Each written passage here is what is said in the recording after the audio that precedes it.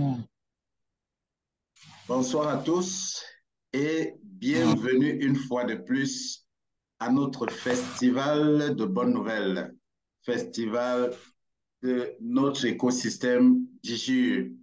Nous allons aller très vite parce que c'est un webinaire qui sera beaucoup plus interactif. Ça veut dire on va laisser la parole aux uns et aux autres afin de partager, de poser les questions et d'y apporter des éléments de réponse. Je ne prétends pas avoir toute la connaissance parce que nous savons tous que dans DGE, nous sommes à l'école. C'est une université et une université progressiste, évolutive. Et chaque jour, nous en apprenons davantage. Pour ceux qui nous rejoignent pour la première fois, ceux qui découvrent l'écosystème, je vais juste vous dire d'observer bien cette photo, cette image qui est à l'écran, afin que vous puissiez comprendre qui nous sommes, de quoi il s'agit. DigiU est un écosystème avec au cœur, comme vous voyez, le cœur, c'est DigiU, la direction de DigiU, les fondateurs qui sont cinq, qui sont au cœur de l'écosystème et d'où gravitent plusieurs systèmes. Comme vous voyez, nous avons, en commençant, nous allons commencer par la communauté. Nous avons une très grande communauté, une communauté qui regroupe plus de 17 000 investisseurs avec plus de 150 000 partenaires. Et nous avons 15 niveaux d'affiliation dans cette communauté-là. En fait, c'est cette communauté-là qui a œuvré pour que l'écosystème ait la valeur qu'elle a aujourd'hui, pour que l'écosystème soit connu comme c'est aujourd'hui. Nous sommes présents dans plus de 184 pays et nous avons la représentation nationale dans 8 pays, c'est-à-dire le Vietnam, la Russie, l'Indonésie, l'Inde, la Côte d'Ivoire, le Cameroun, le Togo, le Bénin, le Togo et le Bénin. Donc, voilà un peu. Et les meilleurs pays qui ont les plus grands pays qui ont investi dans DGE en Afrique, nous avons la Côte d'Ivoire, nous avons le Cameroun, il y a l'Europe et, disons, qu'est-ce que je dis, en Afrique, il y a la Côte d'Ivoire, il y a le Cameroun, il y a le Togo, il y a le Bénin. Donc, voilà les pays qui ont mis le paquet en Afrique pour que DigiU soit ce qu'il est aujourd'hui. Nous avons un département éducation. Vous voyez ici, je vais amener le curseur de la souris. Nous avons un département éducation où il y a plusieurs modules de formation. Vous allez aller dans le back-office pour découvrir, c'est pas l'objet de ce webinaire. Nous avons l'équipe managériale qui est chargée des techniciens, des employés divers et tout, qui est chargée de la finance, du département commercial, du développement, du service technique et tout. Nous avons le côté blockchain, le laboratoire blockchain ici, qui est chargé justement de créer certains logiciels, certaines applications. Et dans le SAC, nous avons EWA, nous avons Binary X, nous avons la marketplace, nous avons la banque du côté de RW, entendez, actif du monde réel en anglais, Real World Asset. Nous avons le fonds de capital risque qui va faire un peu l'objet de notre attention aujourd'hui, qui a propulsé justement Binary X, EWA, la banque décentralisée, la place de marché, Spirit Me, et qui entend connecter plus de 30 projets dans Oui. l'écosystème DigiU. Voilà un peu grosso modo la carte. Et je terminerai par le laboratoire DigiU, le laboratoire d'intelligence artificielle, AI Lab, qui va propulser des produits dans le domaine de la biométrie, la vision par ordinateur, l'identité numérique, la technologie de la parole, traitement du langage naturel, l'analyse prédictive. Et tous ces systèmes sont interconnectés, d'où l'expression écosystème de développement et de financement des produits dans le domaine de l'intelligence artificielle, de la blockchain, de la robotique et dans toutes les technologies high-tech que vous pouvez imaginer dans le futur. Donc, voilà ce que c'est l'écosystème DigiU. Maintenant, passons au sujet qui nous concerne, l'actualité. L'actualité, c'est le tournant décisif que DigiU a pris pour l'année 2024. C'est le résumé des objectifs atteints de l'année 2023. Donc, voilà, je vous prierai de couper le micro, de couper le micro pour permettre que nous puissions continuer. Je vais déjà essayer de les désactiver ici. Oui, c'est bon. Je t'ai disant donc que nous allons passer à l'actualité. L'actualité commence avec le fonds de capital risque et ses produits à succès qu'ils ont su propulser sur le marché. Je vais brièvement parler de SpiritMe, brièvement parler de Binary X, mais nous allons nous focaliser sur ce que les fondateurs nous ont parlé. C'est juste un résumé pour ceux qui ont suivi ou qui n'ont pas bien suivi ce qui a été dit. En fait, Binary X, c'est une réussite parce qu'ils ont déjà vendu près de trois propriétés immobilières et ils sont connectés à une agence immobilière aussi du côté des États-Unis qui est fortement intéressée par ce qui est fait. Et SpiritMe, c'est pareil, il y a eu des améliorations énormes.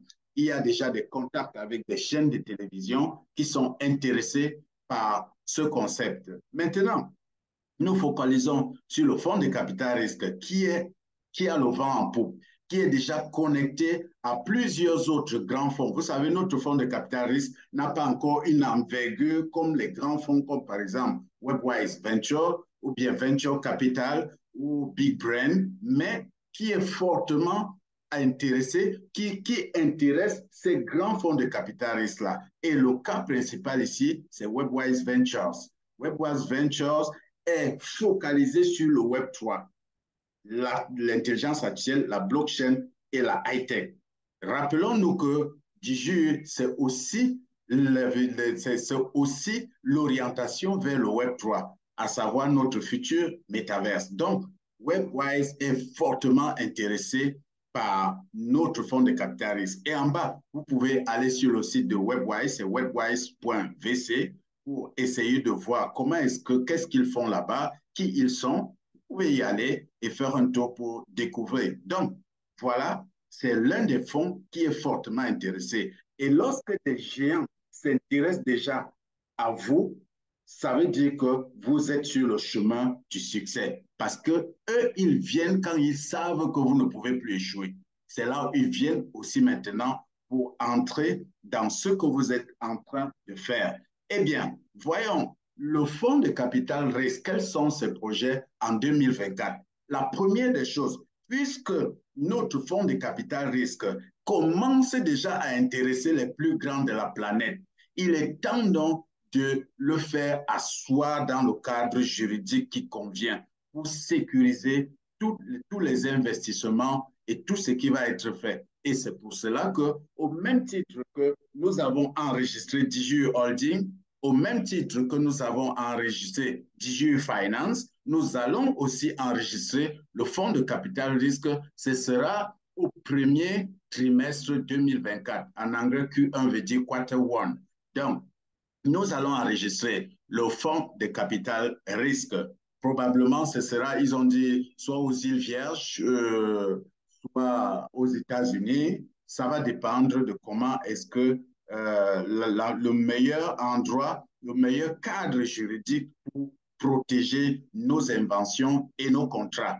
Et il y a plus de 70 demandes d'investissement et chaque demande est échelonnée à près de 100 000 $. Qu'est-ce que ça veut dire en clair? Ça veut dire qu'il y a les grands fonds de capital risque dont je vous ai parlé tout à l'heure sont en train de toquer à la porte de notre fonds de capital risque avec des enveloppes de près de 100 000 $ chacune pour dire que nous voulons continuer avec vous. Nous voulons mettre notre argent dans ce que vous faites parce qu'on a constaté que bientôt, vous serez géant. Et nous avons tissé des partenariats avec plus de 350 fonds de capital risque et des accélérateurs de start-up. Vous savez, les accélérateurs de start-up, c'est un peu comme aussi les fonds de capital risque. C'est ceux-là qui sont spécialisés dans l'accélération de la croissance de certaines startups, eh bien, nous avons déjà signé des partenariats dans ces domaines-là. Et puis, nous aurons une launchpad, un lancement privé de rondes de financement par rapport à tous ceux-là qui sont en train de toquer à la porte. Il y aura des rondes, des sélections où nous allons choisir avec qui est-ce que nous voulons travailler. Donc, voilà un peu la feuille de route du Fonds de capital risque de DGE en 2024. Eh bien, ici, là, nous avons parlé n'avons pas bien expliqué ce qu'on parlait du crypto wallet. Quand on parlait de crypto wallet, ça veut dire simplement un portefeuille crypto. Il n'est pas impossible que DigiU déploie son portefeuille crypto. Par exemple, comme MetaMask, comme Trust Wallet, peut-être ce sera sous cette forme-là, ou peut-être ce sera une autre innovation. Dans tous les cas, l'idée est déjà là de déployer un portefeuille crypto. Il est aussi prévu de déployer un système de cartes cryptographiques qui sera destiné à toi et à moi, à tous les investisseurs pour faire leurs transactions. Et bien entendu, tout ça sera interconnecté aussi avec les CBDC, à savoir Banque centrale des gouvernements d'État. Donc, c'est un peu ça. Donc, tout ceci veut dire quoi? Tout ceci est lié à notre banque décentralisée, RWA Bank, qui va créer de la valeur ajoutée où il y aura beaucoup de transactions bancaires. Et bien entendu, toi et moi qui sommes investisseurs à DGE, puisque dans un avenir proche, nous n'aurons plus faim, il faudra savoir comment faire des transactions avec notre argent normalement. Avec tout cet argent-là, il faut un wallet sécurisé, il faut des cartes bancaires cryptographiques pour faire des transactions un peu partout. Voilà un peu ce qu'on peut résumer. Et ceci aussi est prévu en 2024. Bien, maintenant, parlant de EWA, notre cross-chain révolutionnaire qui n'a plus rien à cacher, qui a déjà tout démontré sur le marché. Concernant Curve, le partenariat avec Curve a évolué au point de créer ce qu'on va appeler un cross-curve. Ça veut dire quoi? Ça veut dire qu'il y a une petite partie de EWA qui sera en quelque sorte cédée à Curve pour permettre une intégration profonde avec Curve. D'une autre manière, en fait, ça s'appelle les white labels. Ça veut dire quoi? On vend peut-être, on cède ou on vend ou on loue une partie de la technologie avec Curve. Pourquoi avec Curve? Parce que c'est Curve qui nous apporte une liquidité énorme. Parce que qui parle de crypto-monnaies parle de liquidité. Il faut la liquidité pour faire fonctionner les crypto-monnaies. Et comme le cross-chain EWA est encore jeune sur le marché, il veut aller très vite. Parce que s'il fallait aller lentement, il fallait attendre avoir suffisamment de liquidités pour commencer comment je peux dire, à faire des transactions. Mais comme EWA va aller très vite, EWA va exploiter l'énorme pool de liquidités de près de 4 milliards de curves pour se déployer rapidement sur le marché. Ça veut dire quoi? Ça veut dire que si tu as tes jetons EWA et que tu veux, par exemple, swapper ça, échanger ça avec l'USDT, il ne faut pas qu'on te dise que la transaction ne peut pas aboutir parce qu'il n'y a pas l'argent à te payer. C'est simplement ça. Que si tu as même 1 million de dollars et que tu veux acheter les jetons EWA ou dans un sens inverse, que tu puisses achever ta transaction tranquillement sans qu'il y ait d'erreur. C'est pour ça qu'il faut de la liquidité. Et Michael Egorov, qui est le fondateur, le responsable de Curve, a signé un contrat avec EWA pour apporter la liquidité. Je ne sais pas si c'est toute la liquidité ou c'est une grande partie de la liquidité. Nous ne sommes pas dans les secrets de Dieu. Toujours est-il qu'il y a l'intégration profonde. Ça veut dire que EWA a accès à une grande partie de la liquidité de Curve pour fonctionner sans problème. Et maintenant, d'un autre côté, EWA va devenir un cross-chain à part entière dans l'écosystème Curve pour la mouvance des stablecoins et toutes les transactions que les anciens et les nouveaux partenaires de Curve vont effectuer. Donc, voilà l'actualité hot. qui est du côté de EWA. Eh bien, parlant maintenant de la RW Bank, la RW Marketplace, vous savez que la levée de fonds que nous avons faite s'est terminée il y a de cela quelques jours. La première levée de fonds. En quoi consistait cette levée de fonds-là? Cette levée de fonds consistait à établir un certain cadre de travail pour que le concept commence à se mettre pratiquement physiquement en place. Alors, il fallait recruter des gens, trouver, aménager des locaux et les installer, acheter un certain matériel. Vous connaissez les ordinateurs, les bureaux, tout ça, pour installer les spécialistes qui vont être chargés, qui vont avoir la feuille de route de matérialiser le concept RWA Bank et RWA Marketplace. Il y aura une autre phase de financement. Mais pour le moment, la première phase qui concerne ce que je viens de dire s'est achevée et tout s'est passé avec succès. L'équipe est déjà en place et est déjà en train de travailler. Ça veut dire que ceci est aussi sur de très bonnes voies. Eh bien, voyons maintenant, nous savons que la prévente, ou alors le préfinancement de la RW Bank et Marketplace est évalué à 2 millions de dollars. Et le nombre de parts, le nombre de tokens, ou alors le nombre de parts, pas token, nombre de parts de la banque et de la place de marché est évalué à 1 milliard de dollars. Vous me demanderez que mais finalement, les parts là sont différentes des parts de l'écosystème DigiU. Oui, c'est différent. Comme les jetons EWA sont différents des actions de DigiU, comme l'investissement dans DigiU Wealth est différent des actions qu'on achète dans DigiU. C'est différent. Puisque, rappelons-nous, DigiU est un écosystème.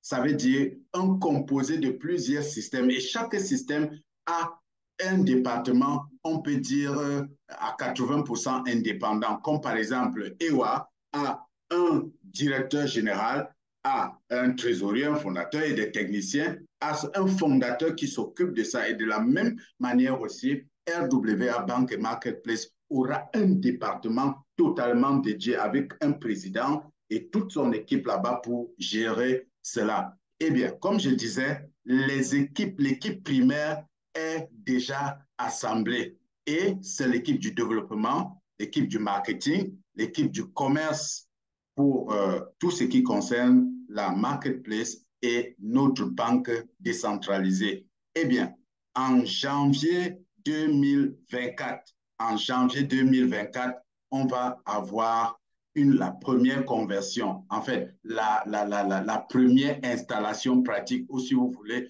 le démarrage officiel des activités de la banque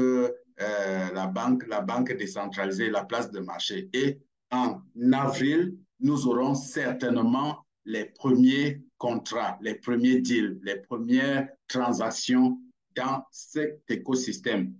Voilà donc pour ce que nous devons retenir.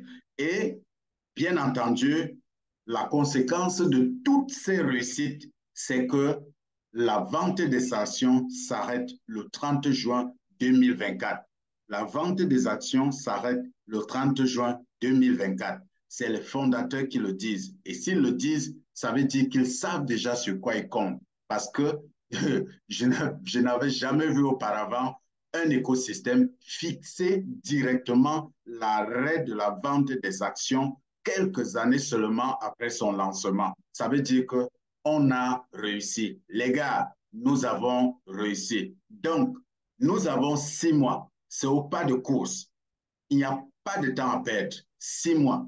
Le 30 juin 2024, on ne vend plus les actions dans 10 jours. La levée de fonds s'arrête. Le financement participatif tel que nous le connaissons s'arrête. Ça ne veut pas dire que le financement participatif en soi s'arrête. Il y aura d'autres, puisqu'il y a par exemple la RWA Bank et Marketplace qui sont de jeunes projets. Peut-être il y aura d'autres choses associées à cela, mais tel que nous connaissons aujourd'hui, la vente des actions n'existera plus dans l'écosystème DigiU.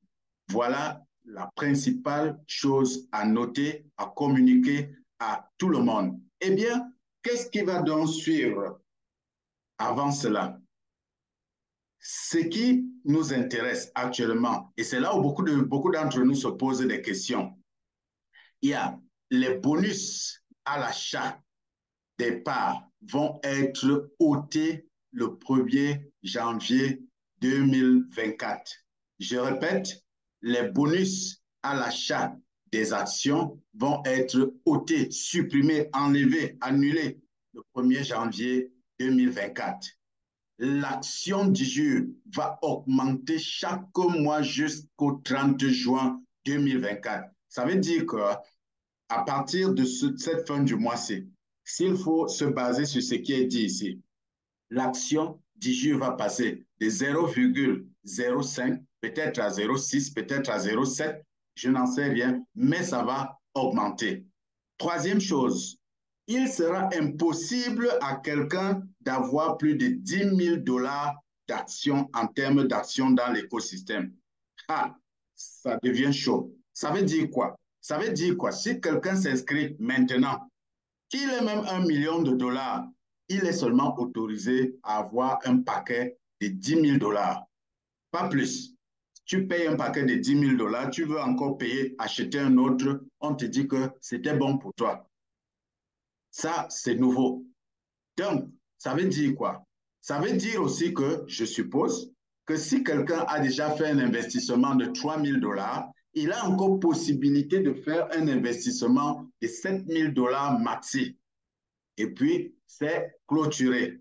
Là encore, ça reste un peu à éclaircir. Je ne suis pas sûr, certain de ce que je dis dans ce cas-là. Mais c'est ce dont je suis sûr, c'est que personne ne peut faire actuellement, à partir de maintenant, un investissement de plus de 10 000 dollars dans l'écosystème. Bon, sauf comme il y a quelques moyens de contournement, on va en parler dans les commentaires pour ceux qui veulent faire plus. Et il n'y aura pas de dividendes en 2024. Notez bien ceci. 2024, que ce soit en juin ou en juillet, ou que ce soit en décembre 2024, nous n'aurons pas de dividendes. Pourquoi? Parce que cet argent-là, on veut maximiser ça pour faire réussir le projet de la banque décentralisée, de la place de marché, afin de préparer la cotation en bourse en 2025. Très important. Et là, avoir le vrai dividende qui convient. Vous êtes d'accord avec moi que si on doit vous donner un dividende en 2024 de peut-être 10 dollars et qu'on vous dit que non, on ne vous donne pas les 10 dollars pour vous donner 500 dollars en 2025, moi-même, je dirais que non, ne me donnez pas les 10 dollars. Si j'attends 2025, vous me donnez 500 dollars ou 5000 dollars. Cela va de soi. Donc, ils ont mûrement réfléchi. Je me rappelle que l'année passée, nous avions même demandé qu'ils ne payent pas les dividendes jusqu'à ce qu'ils aient, EWA par exemple, soit positionné intégralement sur le marché. Eh bien, ils ont donc décidé de ne pas payer les dividendes en 2024, mais de maximiser de telle façon qu'en 2025, tous les investisseurs commencent à chanter et à danser parce que ça va tomber. Nous allons réorganiser l'écosystème. Donc, il y aura toute une restructuration de l'écosystème et le brûlage, la destruction des actions supplémentaires, du surplus d'actions. Ça veut dire quoi? À la date du 30 juin 2024, toutes les actions qui ne seront pas vendues seront détruites. En termes techniques, on parle de brûlage. Donc, on va brûler ces actions-là. Et ça peut inclure, par exemple, les comptes inactifs, parce qu'il y a certains comptes inactifs où il y a des actions cadeaux dedans. Tout ça risque d'être brûlé. Voilà donc. Et ceci aura pour conséquence la poussée vers le haut de la valeur de l'action d'IGE. Ça va pousser la valeur de l'action d'IGE vers le haut. Nous savons de facto que nous avons 200 milliards d'actions dans l'écosystème qui ont été enregistrées en DIGE Holding et nous avons 4 milliards environ qui sont déjà vendus et dans notre communauté, nous avons environ 2% des actions vendues sur les 20 milliards, parce qu'il y avait 20 milliards qui étaient destinés à la vente pour la communauté, ça veut dire à l'investissement, à la levée de fonds participatifs, il y avait 20 milliards. On a déjà pu acheter 2% seulement. Ça veut dire que le reste, si peut-être d'ici là on atteint 3% ou 4%, le reste des 80 combien de pourcents là vont être brûlés parce qu'on n'en aura plus besoin. Tous nos projets sont en train de réussir. Donc, voilà ce qu'il y a à retenir. Et dans la répartition, et on peut appeler ça la tokenomie des actifs de DGE, il y a 20% qui est réservé, qui est pour la réserve. Ça, on va expliquer ce que c'est la réserve. Il y a 40% pour la communauté et 40% pour l'équipe. L'équipe, c'est quoi? C'est les fondateurs, les gens, par exemple, qui feront partie du club 30 de DGE et cette équipe-là, c'est eux qui ont ces 40%. La communauté, c'est toi et moi. On aura aussi 40% et 20% restent comme fonds de réserve. Bien, quand on parle de crypto mortgage, ça veut dire quoi? C'est une promotion qui est lancée le 1er janvier 2024. On va choisir parmi tous les investisseurs. Ce sera un tirage au sort qui ont, à partir d'un paquet de 1000 $ payés ou en cours de paiement, il y aura 10 certificats qui seront distribués au hasard. C'est comme des coupons, comme des bons de réduction qui vont permettre d'avoir soit des crédits, d'avoir peut-être de pouvoir payer des maisons à bas prix, que, je ne sais pas moi, n'importe quoi, comme on parle des actifs du monde réel, des bons qui vont permettre d'avoir une réduction sur certains achats. Ça veut par exemple dire quoi? Tu as un achat de 5 000 $ et comme il a dit, par exemple, il a donné un indice que le bon pourra être vendu à une valeur de 3 000 $. Ça veut dire 5 000 $ moins 3 000 $, tu n'auras que 2 000 $ à payer. Bon, pour ceux qui ne comprennent pas le langage de dollars, imaginons que, bon, je ne sais pas moi, tu as 10 000 francs CFA d'un achat à faire. Maintenant, le bon te permet d'avoir une réduction de 3 000 francs CFA et tu ne payeras que 7 000 francs CFA. Bon, et ici dans l'écosystème, le bon aura une valeur d'environ 3 000 $. Ça fait dans les 21, 2 millions quelque chose. Donc, voilà un peu à quoi va servir le bon. C'est une promotion comme une autre pour encourager. En fait, ça va permettre à ceux-là qui vont avoir le bon de tester dans la banque décentralisée ou dans la marketplace comment est-ce que ça fonctionne, comment est-ce que ça va être utilisé. Voilà donc, comme je disais, le certificat peut être vendu dans l'écosystème des DGE. Ça veut dire quoi? Celui qui va avoir ce certificat et qui ne peut pas, par exemple, il n'a pas envie d'aller acheter quelque chose, il peut revendre son bon de réduction dans l'écosystème DGE. On ne sait pas encore quelles seront les conditions de revente. Peut-être quelqu'un pourra exceptionnellement échanger contre des actions. Moi, je rêve bien de ça. Ou alors vendre à quelqu'un d'autre. Dans tous les cas, ils nous éclaireront à ce niveau-là. Donc, voilà ce que j'avais à partager avec vous comme slide rapidement. Et je voudrais donc dire ici en ajout que nous devons savoir que tous les bonus, entre parenthèses, il y a certains bonus, mais la plupart des bonus spontanés que nous avions dans notre écosystème à partir du 31 décembre à minuit vont disparaître. Il s'agit de quoi? Il s'agit des bonus de bienvenue à l'ouverture de compte 7 jours avant, c'est 3 jours 25%, 7 jours, je crois 15%. Vous allez m'éclairer dans les commentaires, mais ces bonus-là n'existeront plus à la fin de ce mois. Ça, c'est d'un. Deux, les bonus d'anticipation de paiement, ça veut dire quoi? Ça veut dire que peut-être il te reste 5 mois à payer dans tes mensualités et tu payes tout. DIGU avait dit que pour un certain temps, ils ont positionné un bonus de 25% pour encourager ceux-là qui finissent vite à l'avance, qui clôturent à l'avance leur paquet d'investissement. Ce bonus aussi, à partir du 31 décembre à minuit, n'existera plus. Voilà ce que nous devons savoir. Pour dire quoi? Pour dire que celui qui peut clôturer son paquet avant le 31 décembre, il va gagner. Mais le bonus qui est lorsque vous commencez l'achat de votre paquet d'actions, le bonus qui est mentionné en orange pour tous les back-office, c'est souvent mentionné en orange. Je vais vous montrer tout à l'heure dans un compte ce que je suis en train de dire. Ce bonus-là, lui, il va rester parce que celui-là est inclus dès le départ à votre paquet d'investissement. Merci de m'avoir écouté. Je vais arrêter mon partage ici et directement, nous allons passer aux questions-réponses pendant que je vais afficher un back-office pour que pendant que vous posez les questions, nous répondons avec des images à l'appui. Merci à tous. Merci Gérard. C'est vrai que j'ai été absent quelque temps. Je ne sais pas si tout le monde a bien compris l'information selon laquelle, même Alexandre, il a dit, ils n'ont pas encore parlé de ce sujet, mais l'entreprise compte se mettre sur pied un portefeuille crypto et aussi une carte magnétique crypto. Oui, justement, j'en ai parlé.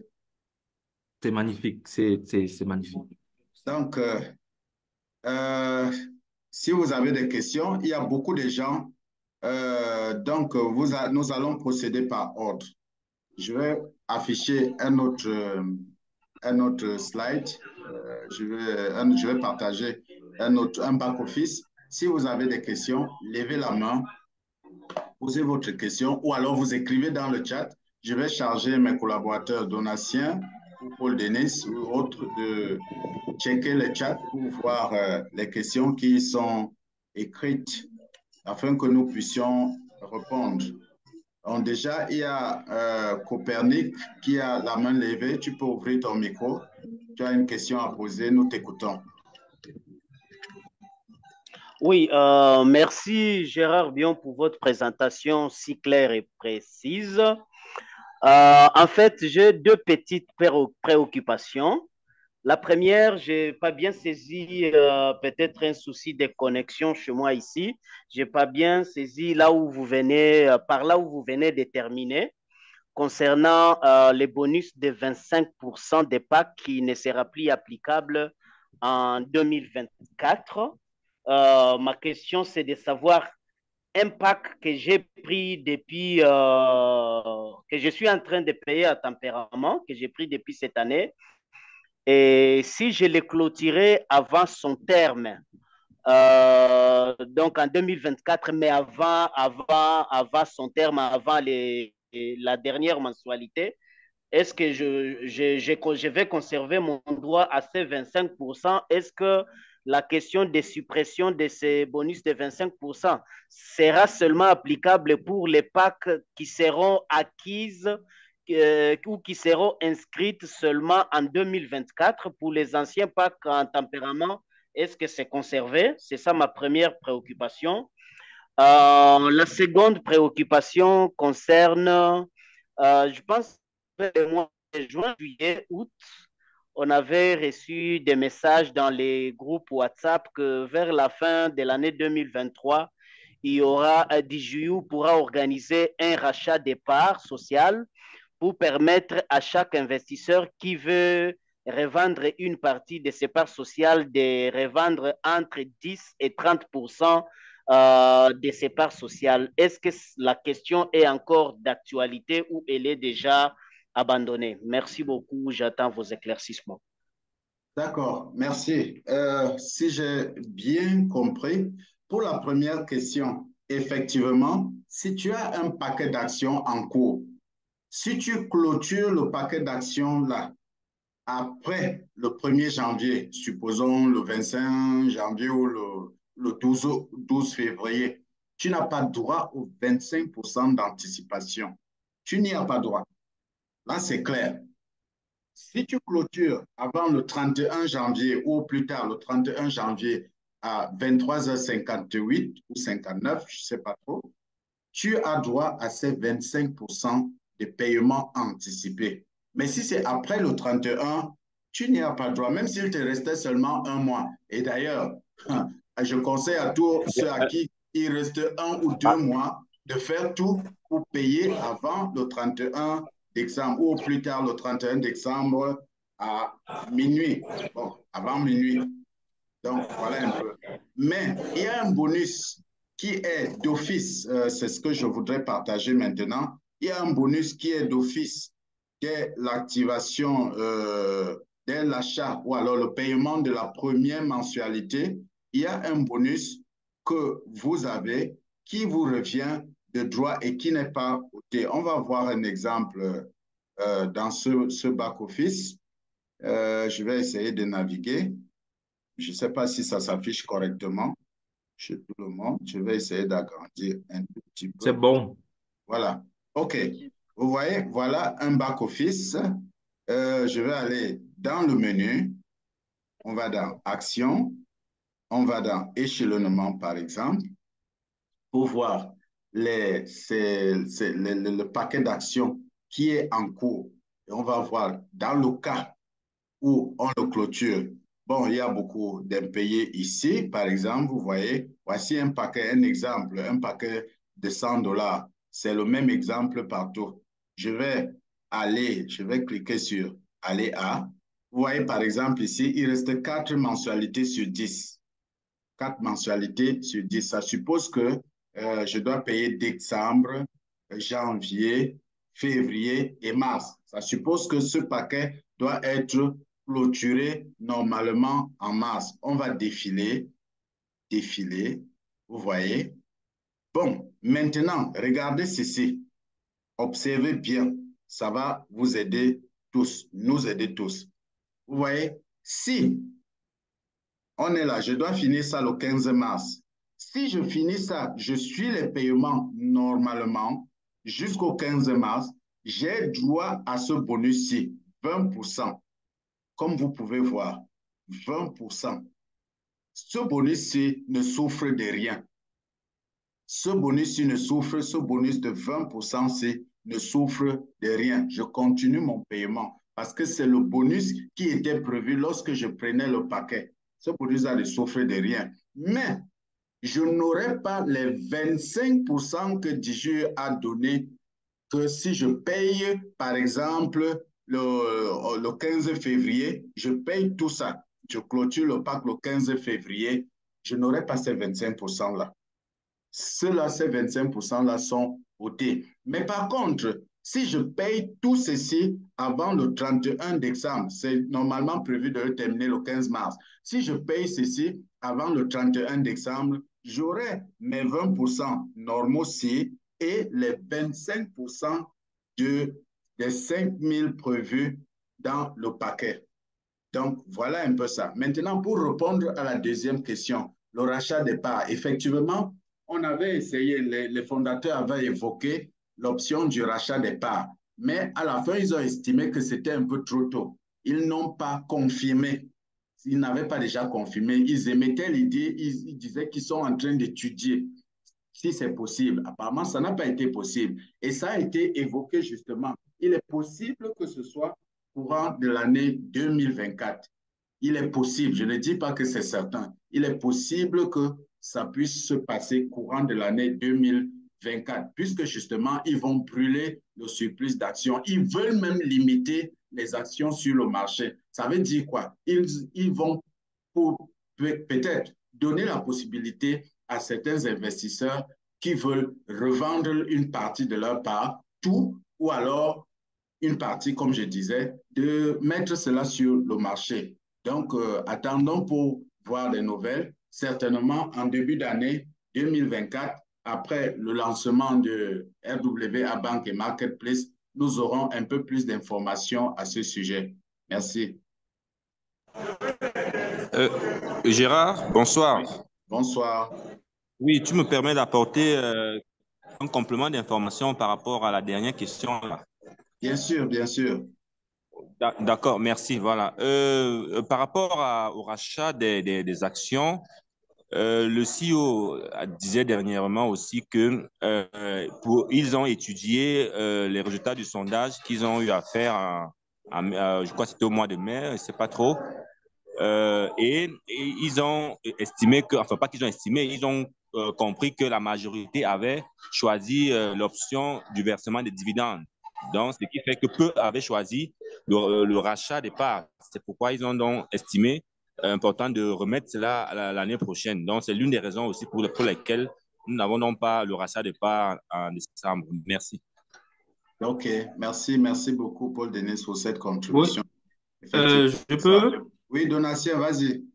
Merci. J'aimerais apporter aussi un peu une certaine explication par rapport au fait que, à partir du 1er janvier, le maximum, la valeur maximale d'achat que quelqu'un pourra faire, ça sera 10 000 $. Parce qu'il faut savoir que, euh, au maximum, une personne peut détenir des actions d'une valeur de 10 000 $ à partir de là.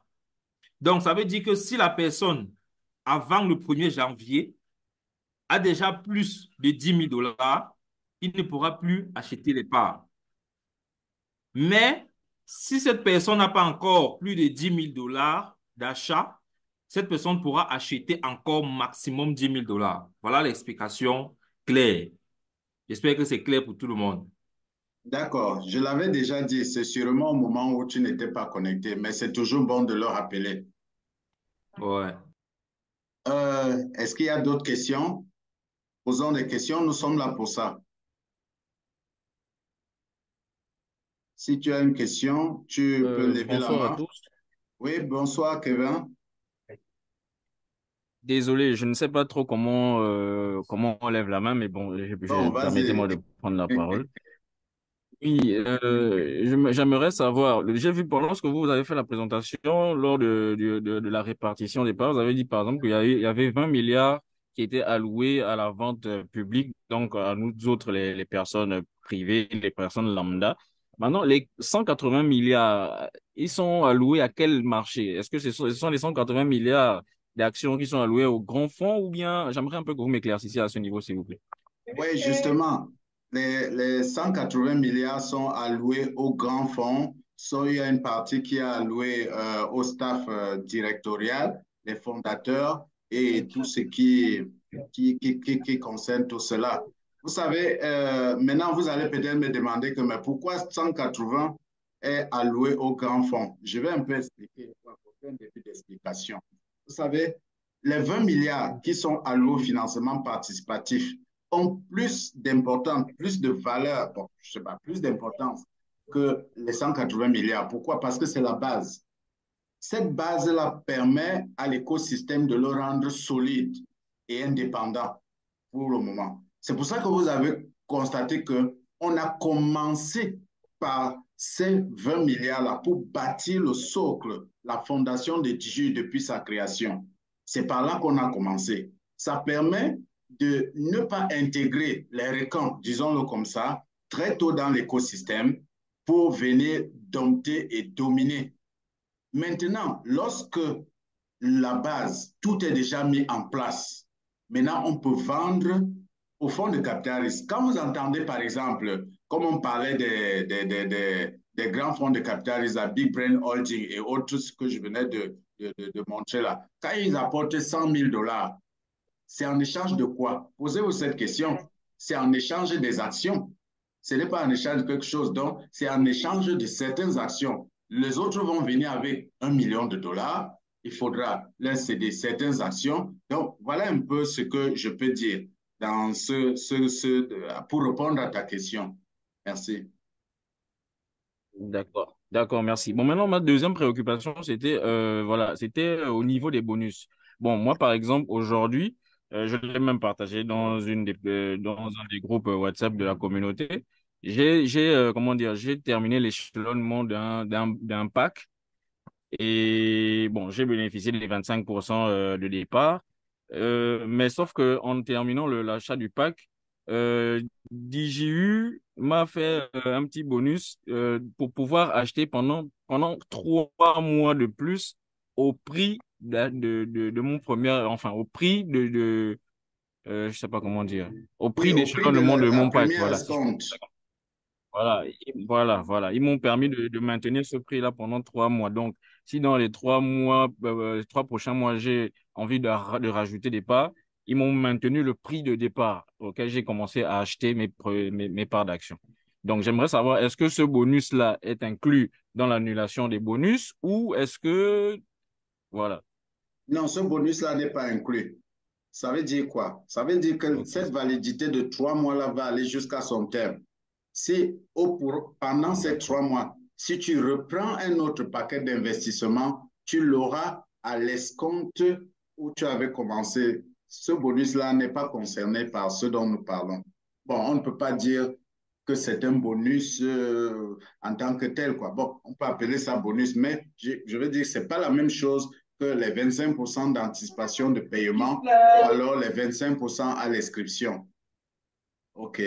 Je vais D'accord. prendre. Merci beaucoup pour Oui, il y l'éclaircissement. a Rodrigue Koué, il y a beaucoup de mains, mais je vais aller à tour de rôle par ordre de levée. Rodrigue, Oui, bonsoir tout le monde, bonsoir Gérard.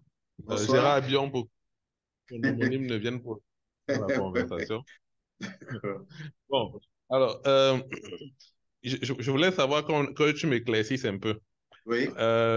Il y a la partie où il a présenté ce que l'écosystème était avant, c'est-à-dire 180 milliards de parts d'un côté et 20 milliards de parts qui étaient prévus à la vente. Maintenant, quand il revient dans la réorganisation et qu'il dit que ce que nous, on détient va représenter 40% des parts et ce que eux, les fondateurs, vont représenter l'autre 40% des parts, est-ce que, je dis n'importe quoi, si on finit par exemple à 7 milliards, nous Oui. les investisseurs, est-ce que ça veut dire que eux, les, les propriétaires seront à peu près aussi à 7 milliards, puisque c'est 40-40, et donc les 20% seront à peu près 3,5. Donc l'écosystème globalement ne serait pas en train de revenir autour de 17, enfin plus ou moins de 20 milliards.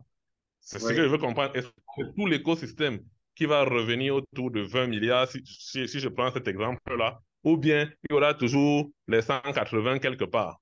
Non, justement, parce que tu as omis de penser à quelque chose que j'ai évoqué, ou un rappel de ce qu'ils ont dit. C'est exactement, suivant ton développement, c'est exactement ça. Maintenant, qu'est-ce qui va se passer? Tu as entendu qu'il va y avoir brûlure des actions. Le surplus Oui, là, qui ne va pas servir, on va tout brûler ça. ok, Hmm. ok, d'accord. D'accord. D'accord, ça marche. En Il fait, m'a- si on Une, passe d'une société, une si deuxième on passe question. d'une Pardon? si on passe d'une société, attends, je finis un peu. Si on passe d'une société qui avait une capitalisation d'un montant X et un nombre de parts de 200 milliards à une société dont le nombre de parts diminue fois 10, instinctivement, ça veut dire que l'action, la valeur de l'action est quasiment tu, com- multipliée par 10. tu, tu comprends très vite. Tu comprends très Alléluia. vite. Alléluia. Eureka, tu as On, compris. on, on se retrouve à 2% des parts détenues par la communauté qui devient 40% de tout l'ensemble. C'est, C'est moi, je vois exactement qu'on plus ça. de 2% à 40%, même, on va multiplier par 20. Hein. Mhm. Maintenant, tu comprends pourquoi est-ce qu'on veut limiter donc l'achat des parts à 10 000 dollars maxi. Parce qu'il y aura des gens qui seront insolemment riches. Alors, il faut limiter les riches là-dedans. En tout cas, Je le peux le dire comme X11, ça. le 11 bien, trop tard. Bon, OK, on va continuer. Il y a Roland Danso qui a la main levée depuis. On va prendre sa question. Bonsoir, bonsoir, monsieur le leader. Rolando Danso, désolé d'avoir mal prononcé. Bonsoir, bonsoir, monsieur le leader. J'espère que vous allez Bonsoir. bien. Ok, super. Je commence par le fait que me fait rire, la limitation de richesse. Est-ce qu'on peut limiter la richesse de quelqu'un? C'est ça qui me faisait rire avant d'aller sur ma question. À propos des tempéraments des gens, par exemple, qui se sont sur 30 mois, par exemple, et que l'achat des actions va finir d'ici 6 mois, et voilà que la brûlure également est prévue. Donc, si les 6 mois passent et que le tempérament des personnes qui avaient déjà des pattes en cours est toujours d'actualité, comment ça va se passer avec cela? OK, je pose une question. Pas que je pose, je comprends la question. Puisqu'il y a des gens qui vont payer des paquets d'investissement jusqu'en décembre 2024, non, ils vont continuer à payer leur paquet d'actions. sans problème. C'est comptabilisé. Tout ça est déjà comptabilisé par l'équipe. Donc, à savoir que ceux qui vont payer jusqu'à temps, ceux qui ne vont pas payer, ainsi de suite. Tout ça est comptabilisé. On ne va pas annuler le pack de quelqu'un qu'il est déjà en train de payer, même s'il vient, puisqu'il y a des gens qui vont prendre des paquets aujourd'hui, demain, avant la fin de l'année, et le paiement maximum, c'est sur 15 mois. Donc, même après 2024, en début 2025, il y a certains qui seront toujours en train d'acheter leurs actions. Ça, c'est comptabilisé. Ça n'a rien à voir avec ce qui sera brûlé. Maintenant, l'entreprise est en train de dire quoi? Supposons même que d'ici là, personne ne prend plus de paquets d'actions. Eh bien, ce qui va se passer, c'est que ces actions-là vont être mises dans l'option de brûlure. Maintenant, si jusque-là, les gens achètent encore pour 1 milliard, on va donc ajouter les 1 milliard dans ceux de la communauté et le reste va être brûlé. Voilà comment ça va se passer. Je pense que j'ai répondu à ta question. Ok, super, super, c'est compris. D'accord.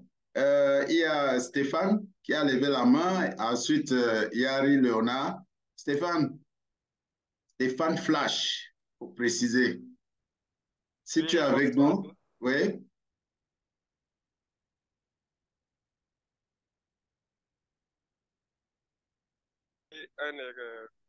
Une réponse à ce qui a été posé par le leader précédent.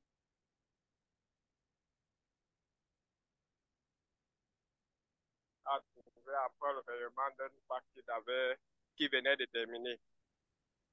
Donc, Jiju a fait un ajustement en récompensant toutes ces personnes qui ont investi. Et le nombre de parts, la date à laquelle il voit dans son compte est la date à laquelle son pacte devait terminer. Je ne comprends pas Donc, pourquoi les gens louent quand ça a coûte la même chose payé de en l'acheter. Pourquoi avance n'achètent-ils son pas pacte. simplement la Fermez maison? les micros. C'est bon, Le j'ai fait qu'il a fermé. payé en avance lui permet, jusqu'à la fin qui était prévue pour son pacte qu'il a anticipé, de prendre un nouveau pacte à cette date-là. Donc, c'est un bonus personnel dans le compte de chaque investisseur qui détient les parts actuellement. Donc, on sait que vous avez peut-être fait des sacrifices en payant ces mensualités avant. Donc, vous auriez encore la possibilité de reprendre un pacte dans les 5 prochains mois, au même escompte de celui que vous avez anticipé. Donc, voilà un peu cette éclaircie que je voulais ajouter à ce leader-là. D'accord, c'est compris. Merci. Yari Lona, on va prendre la question de Yari. Ensuite, on va aller chez Bekale au Gabon. Bonsoir, Oui, bonsoir. allez-y. Bonsoir. Bonsoir, Gérard. Bonsoir. Ah, bonsoir à tous. Je ne sais pas si on a déjà posé cette question. Je suis entré tout à l'heure. Euh, nous savons tous que euh, la fin des parts, en fait, des ventes des parts, c'est des actions, en fait, c'est le 30 juin 2024. C'est bien ça, n'est-ce pas? Oui, c'est ça. D'accord. Bon, maintenant, je ne sais pas si on a élevé une question au niveau de l'upgradation. Qu'est-ce qui va se passer après cette date-là, après la fin des ventes des actions? Est-ce que une personne qui termine en fait son pack, peut-être avant cette date, pourra upgrader pour continuer ensuite? Bon, on n'a pas la réponse à cette question, mais tel que je vois, probablement pas. Parce que cette histoire d'upgrade là risque même de s'arrêter en mi 2024. Donc, puisque l'objectif, c'est quoi? C'est qu'il n'y ait plus personne qui ait un paquet d'actions en cours de paiement à l'aura 2025. Donc, lorsque vous voyez les derniers paiements, ceux qui vont prendre maintenant, les derniers packs vont se terminer en mi-2025 ou quelque chose comme ça. Qui sait, peut-être plus tard, ils vont même encore réduire le nombre de mensualités parce qu'il y a beaucoup d'ajustements qui vont arriver dans l'écosystème. Parce que pour le moment, le maximum de mois à payer, c'est 15 mois. Peut-être en 2024, là, ils vont même réduire à 5 mois. Peut-être qu'ils ont évoqué dernièrement qu'il y aura certains paquets qui ne seront même plus par mensualité. Peut-être 1 000 $, il n'y a pas de paie de tempérament. Ou tu payes cash, ou tu laisses. Et il y aura beaucoup d'ajustements. Ah, d'accord. Ça veut dire la Oui. meilleure des choses à faire, c'est de prendre le plus de packs que possible avant le 30 juin. Évidemment, D'accord. évidemment. Ok, là, c'est quand même clair. Je suppose qu'au fur et à mesure, on aura plus de réponses à ce niveau. Merci bien. Certainement.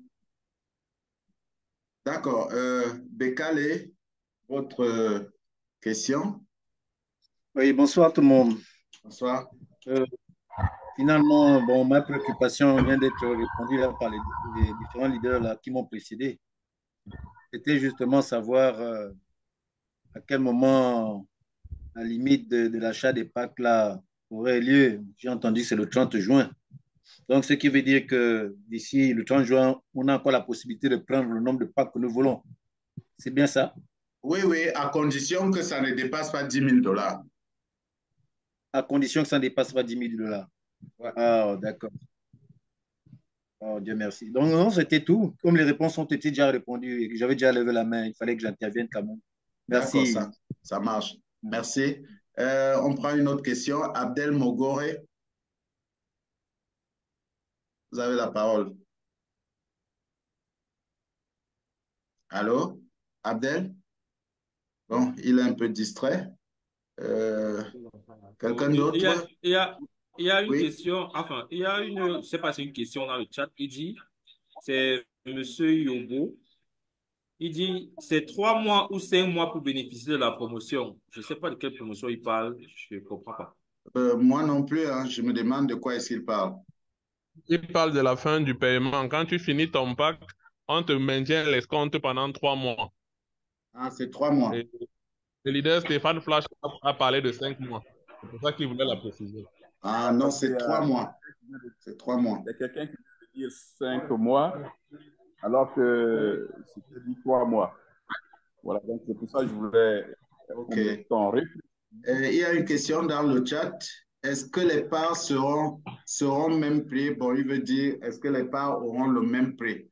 Même prix quand? L'année prochaine? Cette année? Il peut dire jusque-là, je pense. Ce qu'il n'a pas compris, c'est qu'on a dit que la valeur de l'action va augmenter chaque mois jusqu'au 30 juin. Justement. Donc, c'est maintenant qu'il faut caler ces parts. Maintenant.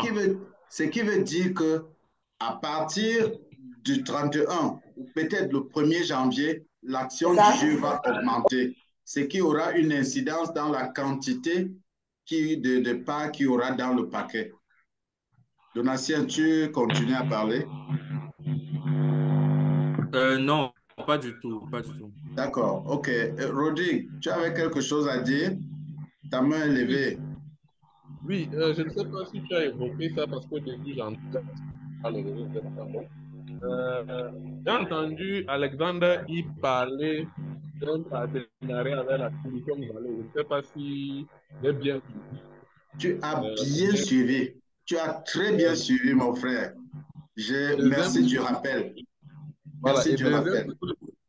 Deuxième chose, il faut aussi parler d'un launchpad. Je ne sais pas si à l'avenir, peut-être c'est un espace. Qu'est-ce que ça signifie? Un espace où ils vont nous mettre les projets publiés, des choses comme ça. Bien. Exactement. Bon, je commence par la première remarque. Alexander a parlé des négociations de partenariat avec la Silicon Valley. Vous savez que l'objectif, c'est quoi? C'est que jusqu'à présent, les États-Unis détiennent une grande partie, je vais dire quoi, ont un poids, pèsent encore de tout leur poids dans les créations d'entreprises, dans la high-tech et tout ce que vous pouvez imaginer. Alors, c'est des milliards en perspective qu'on ne peut pas négliger.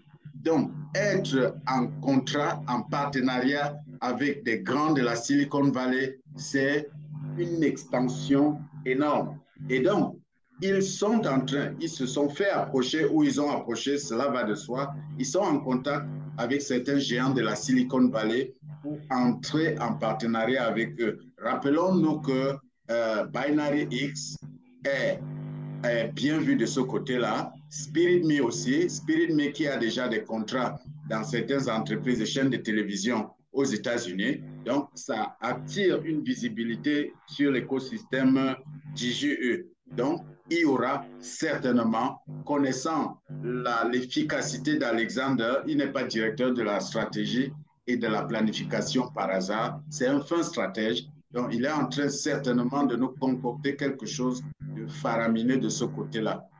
Restons scotchés sur les infos. Les nouvelles vont tomber d'ici février. Souvenons-nous qu'ils ont dit qu'ils ne peuvent pas tout nous dire. Donc, il y a beaucoup de choses, il y a tellement de choses. Et il y a certaines informations stratégiques qu'on ne peut les dévoiler que lorsque les contrats ont déjà abouti. Parce que nous sommes aussi dans une guerre économique géostratégique. Maintenant, parlant de la Launchpad, effectivement, quand on parle de Launchpad, c'est comme un incubateur de start-up, ou je ne sais pas comment dire ça. Bref, quelque part où certainement il y aura des start-up qui vont être propulsés par notre écosystème ou le fonds de capital risque, des start-up externes. Bon, je pense qu'on a déjà eu un aperçu de ça avec Binary X et SpiritMe. Le genre où on positionne les start-up et on donne la possibilité à certaines personnes d'acheter des actions très tôt, au stade pré-seed, donc au stade d'amorçage, pour propulser ces start-up-là sur le marché. Ceux qui sont dans Binance savent ce que c'est une launchpad. Il y a des cryptos là-bas, des projets qui sont lancés dans la launchpad de Binance. Et puis, très tôt, avant le listing sur Binance, vous pouvez acheter ces jetons. Et ces jetons peuvent faire du 1000% au listing. Cela va de soi selon, et ça propulse la crypto sur le marché. Donc, si je fais allusion à ça, ceux qui ont déjà parcouru Binance vont comprendre ce que je dis. Donc, ce sera à peu près ça qui sera mis dans l'écosystème DigiU. OK. Abdel Mogore a encore une autre question. Vas-y. Oui, allô. Oui, allô, bonsoir à tous. J'espère que vous me recevez. Oui, très bien. Voilà, ok, merci. Disons, mon inquiétude, elle est un peu basique. Je dirais que je viens de suivre la présentation en ligne. Tout simplement, je suis nouveau également. Je voulais juste demander si... Lancer l'enregistrement pour enregistrer cette partie. Vas-y. Je disais qu'il est important de faire votre KYC parce que c'est lorsque vous passez la procédure KYC et que l'entreprise vous connaît effectivement que vos actions sont enregistrées dans le registre des actionnaires de DigiU Finance. Parce qu'il faut savoir que c'est DigiU Finance qui nous paye les dividendes.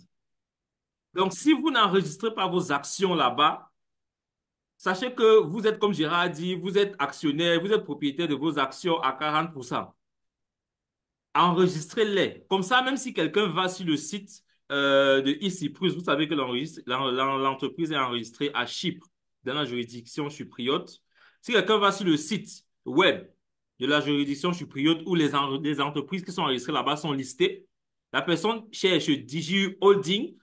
Je suis déjà là en train de parler du côté juridique de l'entreprise parce que tout le monde doit savoir que vous avez la possibilité d'aller vérifier vous-même toutes les informations qu'on vous donne ici. Le site, c'est eCyprus.com. Si vous allez là-bas, vous tapez DigiU, vous allez voir DigiU Holding et DigiU Finance. Vous entrez dans DigiU Finance, vous avez la possibilité de demander un rapport de tout ce qui est, de tous les enregistrements des actionnaires de l'entreprise. C'est 50 $ pour pouvoir avoir ce rapport-là. Forcément, celui qui n'a pas enregistré ses actions après son KYC, donc celui qui n'a pas fait le KYC, son nom ne peut pas encore figurer là-bas. C'est très important de faire cela, les gars. Faites-le. Et afin d'être sûr que vos actions vous appartiennent. D'accord.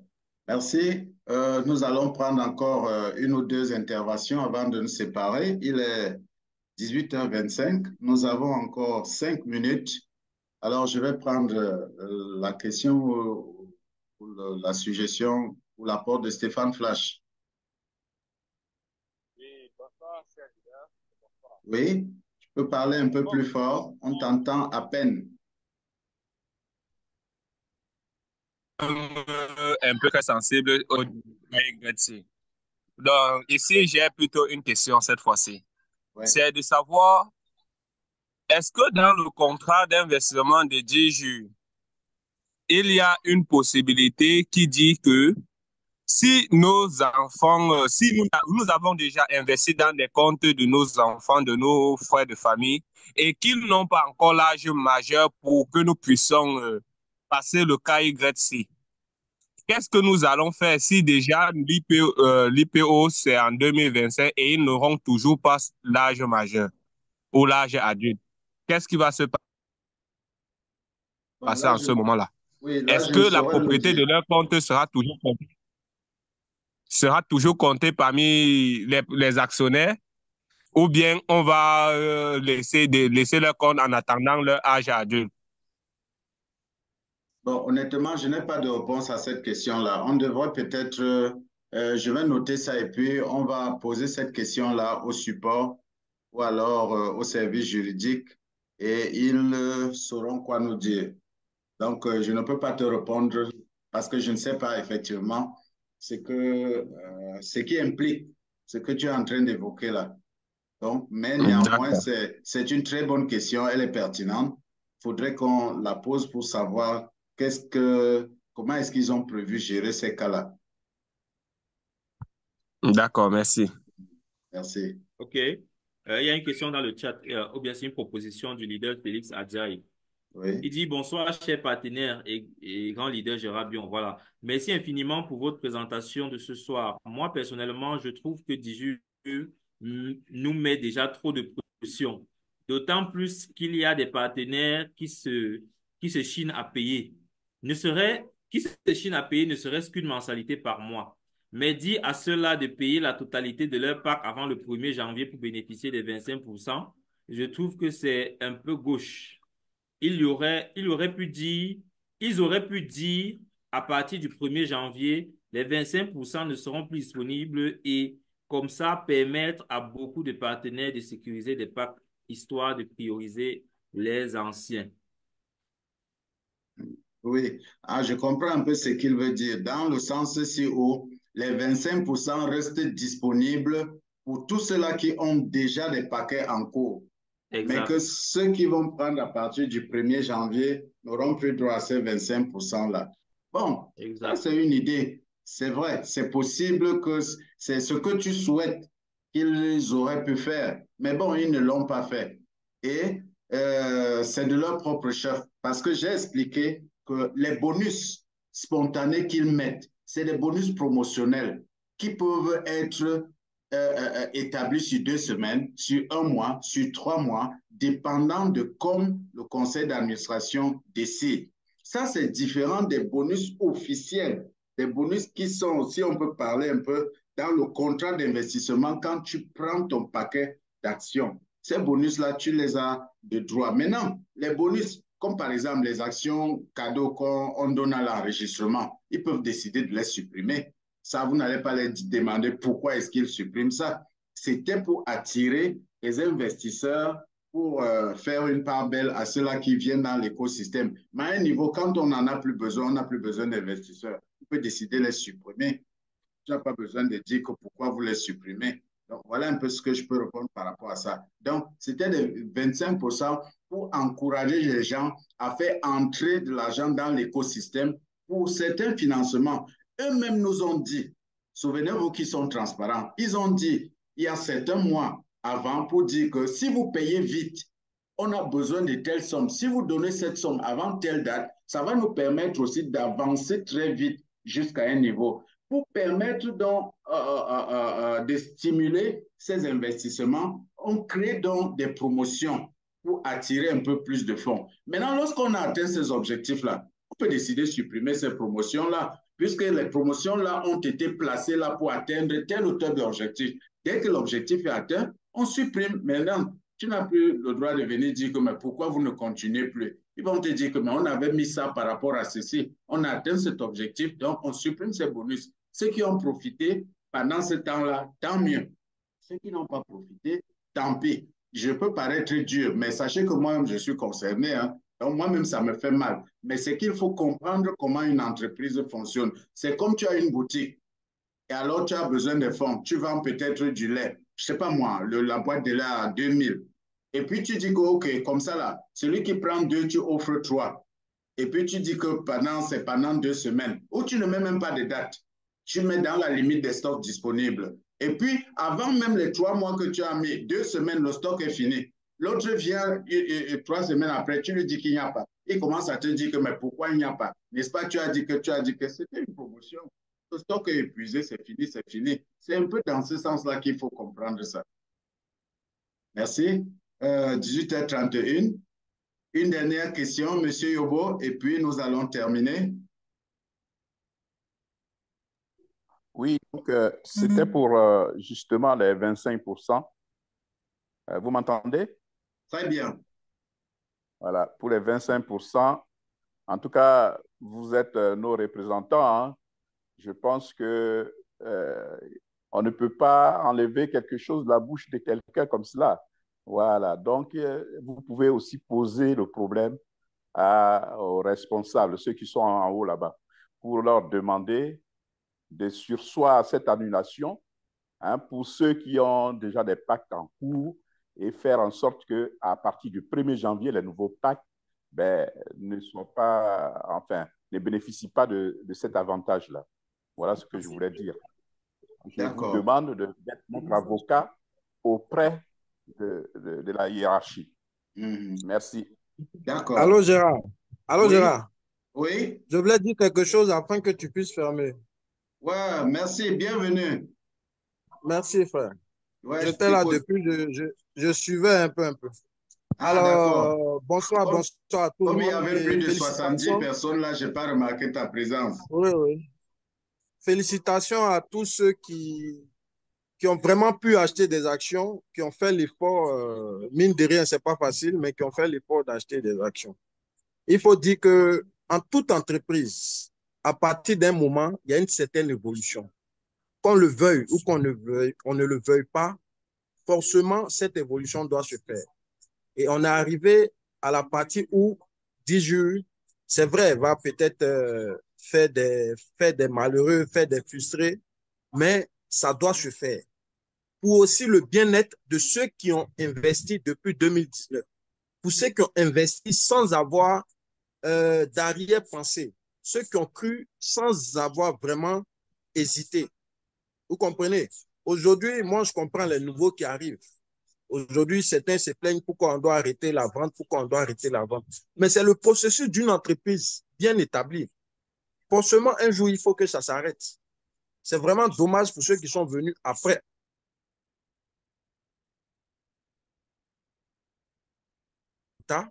Mais c'est comme ça que ça, parce qu'elle est en train de, aujourd'hui, prendre un ascenseur pour aller de l'avant. Tout ce qu'on peut faire, c'est de prier afin qu'ils puissent revenir sur certaines décisions, telles que les bonus aujourd'hui. Aujourd'hui, c'est vrai que nous, moi personnellement, je vous dis sans faux fuyant, même si je dis d'arrêter aujourd'hui la vente des entreprises, la vente des actions, je serai le plus heureux. Sincèrement, je serai le plus heureux. Et c'est ce qui va signifier en grande partie que l'entreprise est en train d'évoluer. Mais on ne peut pas avoir ce cœur méchant, ce cœur noir, parce que nous sommes au devant d'une communauté. Nous plaidons à chaque fois, nous plaidons pour qui nous pouvons, pour que tout un chacun puisse avoir au moins une partie de cette entreprise. Voilà ce que je voulais souligner après ce Zoom. Merci bien, Gérard. Merci beaucoup, merci beaucoup. Je rappelle que c'est notre représentant de la Côte d'Ivoire, M. Kofi Bernardin. Content de t'avoir parmi nous. Il y a les questions qui n'en finissent pas. Je voudrais compléter ce qu'il a dit. M. Yoba a parlé de la viande à la bouche ou alors de la nourriture à la bouche. Vous savez, on te présente la nourriture à la bouche. Et si tu n'ouvres pas la bouche pour attraper ta part à temps, soit ça se gâte, soit on enlève encore. C'est la dure réalité. Tout le monde n'ira pas au ciel, bien que tout le monde veuille y aller. Mais c'est comme ça. Comme il a dit, il y a un moment où on ne va même plus vendre les actions. Certains viendront toujours dire que non, c'est comment? Moi, ça fait à peine 1 mois que j'ai connu le projet. Prolonger encore un peu, ainsi de suite. Toujours est-il que ce que nous pouvons faire effectivement, c'est de vous permettre, bon, pas que de vous permettre, je veux dire, vous avez le droit, vous avez la liberté d'écrire via votre support dans votre back-office. Maintenant, si vous écrivez massivement, et qu'ils prennent cela en compte, forcément, ils vont revenir vers nous, les représentants, pour nous demander que l'affaire, là, vous voyez ça comment? À ce moment-là, maintenant, on peut user de notre influence pour dire que, OK, il faut. Mais c'est à vous de créer. Ne dites pas, ne nous donnez pas le travail que vous pouvez faire. Qu'il y ait 500 personnes qui écrivent dans leur back-office qui ne sont pas d'accord de la décision, là, ça a un poids. Mais si un seul représentant parle, non, ça ne va pas dans ce sens-là. C'est la communauté. Donc, c'est à vous d'abord de créer massivement, chacun dans son back-office, de créer au support. Maintenant, nous pouvons appuyer plus tard. Donc, voilà ce que je voulais ajouter. Je vais encore prendre, voilà, il y a Danizé qui dit dans le chat que l'intervention du leader de la Côte d'Ivoire est la meilleure. Diju doit évoluer. Bon, ce n'est pas moi qui le dis, c'est quelqu'un qui le dit. Nous aussi, nous sommes de cet avis. Il faut bien qu'on avance. Et on ne fait pas d'omelette sans casser d'œufs. Bon, je vais prendre une dernière question de quelqu'un qui n'a pas intervenu et nous allons clôturer. Black Ashiri, ouvre ton micro. Si tu as une question, tu peux la poser.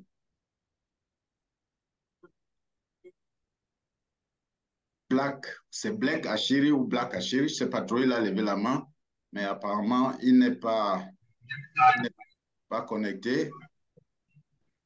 Abdel, tu avais une dernière question? Oui, j'ai une dernière question, merci. En fait, moi, je parle toujours en termes d'avantages. Hein. Initialement, j'avais parlé des dividendes et vous m'avez dit que, bon, voilà, en 2024, les dividendes ne seront pas payés. Donc, je voulais demander, à part les avantages financiers, quel genre d'avantages est-ce qu'on peut avoir tout en étant membre de DJU? Et est-ce possible également, moi, je suis au Togo à Lomé, est-ce possible d'être un représentant, voilà, en quelque sorte de DJU, comme vous êtes en train de le faire, un représentant local ou quelque chose comme ça? Bon, et étant donné qu'il n'y a pas encore d'avantage financier, c'est-à-dire de dividendes pour 2024, de quel avantage est-ce que je pourrais bénéficier pour cette nouvelle année 2024, étant donné que je suis tout aussi nouveau à DJU? Merci. Bon, je comprends un peu. En dehors d'être des dividendes, quel avantage on peut avoir?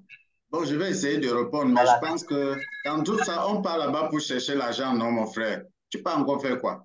C'est pour que tu as mis un investissement pour que ça te rapporte 1000%, 10 000, 20 000%. Maintenant, tu as deux manières. Soit tu conserves tes actifs et puis tu reçois les dividendes qu'on va te reverser, peut-être 2 fois par an ou 3 fois ou 1 fois par an pendant toute ta vie, pendant des générations. Soit tu décides que à la cotation en bourse, tu vends tes actions et puis tu gagnes la plus-value.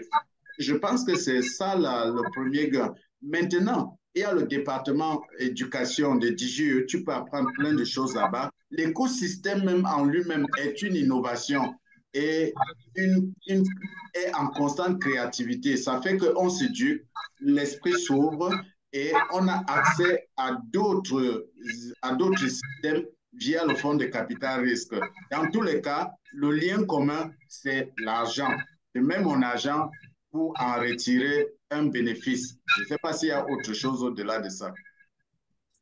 D'accord, vous n'avez pas répondu à toute la question. Il a parlé aussi de la représentation nationale, Gérard. Ah, d'accord, je n'ai pas compris la suite. Oh non, si tu as compris. Oui, je peux dire oui, leader. Le leader demandait si il peut devenir représentant national de façon locale au Togo et tout. Ce qu'il ne sait pas, c'est qu'il y a un représentant national au Togo, à la personne du leader Lucien Koumessi. C'est lui-même qui était en Russie dernièrement et qui a clôturé le webinaire de fin d'année de la compagnie. Donc, il y a déjà un représentant national au Togo. Maintenant, si vous voulez travailler avec lui pour pouvoir être plus actif, bien évidemment, il faut le contacter et commencer à travailler avec lui. Oui, par exemple, parce qu'il y a la possibilité de devenir assistant. Vous pouvez devenir son assistant. Ok, c'est noté, merci. Mansour Labo dit dans le commentaire qu'il veut faire le coup d'État. Mansour, ce n'est pas un coup d'État. Ce n'est pas un coup d'État parce que ce n'est pas un royaume. Il peut y avoir plusieurs représentants dans un pays. Ça dépend du volume de travail et du chiffre d'affaires. Généralement, nous les Africains, enlevons un peu cette mentalité du royaume-là dans nos esprits. Il peut y avoir plusieurs, il y a des pays en Amérique du Sud où il y a plusieurs représentants. Il peut y avoir 1, 2 ou 3 représentants dans ce pays. Dépendant du volume d'investissement et du travail, un représentant peut avoir un assistant, 2 assistants, ça dépend. Donc, ce n'est pas une histoire de coup d'État. Bon. Sauf si je ne suis pas dans le secret des Togolais pour savoir ce qui se passe là-bas.